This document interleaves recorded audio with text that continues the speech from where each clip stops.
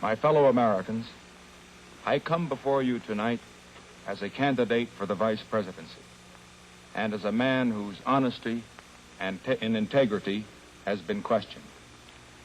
Now, the usual political thing to do when charges are made against you is to either ignore them or to deny them without giving details.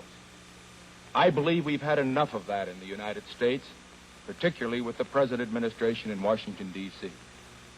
To me, the office of the Vice Presidency of the United States is a great office, and I feel that the people have got to have confidence in the integrity of the men who run for that office and who might obtain it. I have a theory, too, that the best and only answer to a smear or to an honest misunderstanding of the facts is to tell the truth.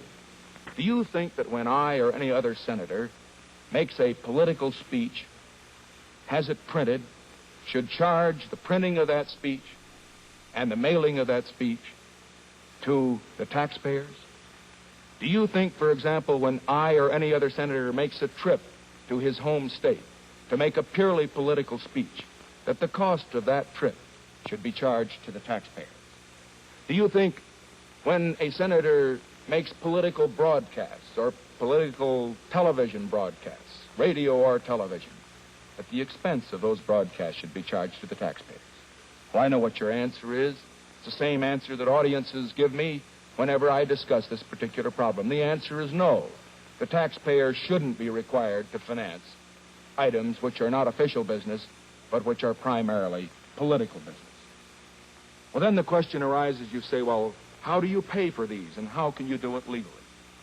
And there are several ways that it can be done, incidentally, and that it is done legally in the United States Senate and in the Congress. The first way is to be a rich man. I don't happen to be a rich man, so I couldn't use that method. Another way that is used is to put your wife on the payroll.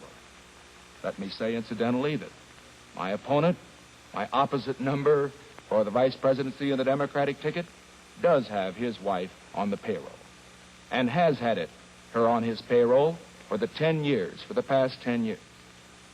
Now, just let me say this. That's his business, and I'm not critical of him for doing that. You will have to pass judgment on that particular point. But I have never done that for this reason. I have found that there are so many deserving stenographers and secretaries in Washington that needed the work that I just didn't feel it was right to put my wife on the payroll. My wife's sitting over here. She's a wonderful stenographer. She used to teach stenography, and she used to teach shorthand in high school. That was when I met her. And so now what I am going to do, and incidentally, this is unprecedented in the history of American politics, I am going at this time to give to this television and radio audience a complete financial history.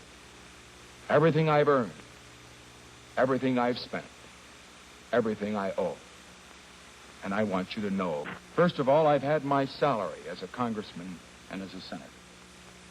Second, I have received a total in this past 6 years of $1,600 from estates which were in my law firm at the time that I severed my connection with it. And incidentally, as I said before, I have not engaged in any legal practice and have not accepted any fees from business that came into the firm after I went into politics. I have made an average of approximately $1,500 a year from non-political speaking engagements and lectures. And then, fortunately, we've inherited a little money. Pat sold her interest in her father's estate for $3,000, and I inherited $1,500 from my grandfather. We lived rather modestly. For 4 years, we lived in an apartment in Park Fairfax in Alexandria, Virginia. The rent was $80 a month. And we saved for the time that we could buy a house. Now, that was what we took in. What did we do with this money? What do we have today to show for it? This will surprise you, because it is so little, I suppose, as standards generally go of people in public life. First of all, we've got a house in Washington which cost $41,000 and in which we owe $20,000. We have a house in Whittier, California, which cost $13,000 and on which we owe $3,000. My folks are living there at the present time. I have just $4,000 in life insurance, plus my GI policy, which I've never been able to convert and which will run out in 2 years. I have no life insurance whatever on Pat. I have no life insurance on our two youngsters, Tricia and Julie. I own a 1950 Oldsmobile car. We have our furniture. We have no stocks and bonds of any type. We have no interest of any kind, direct or indirect, in any business. Now, that's what we have. What do we owe? Well, in addition to the mortgage, the $20,000 mortgage on the house in Washington, the $10,000 one on the house in Whittier, I owe $4,500 to the Riggs Bank in Washington, D.C., with interest of 4.5%. I owe $3,500 to my parents, and the interest on that loan, which I pay regularly because it's the part of the savings they made through the years they were working so hard, I pay regularly 4% interest. And then I have a $500 loan, which I have on my life insurance.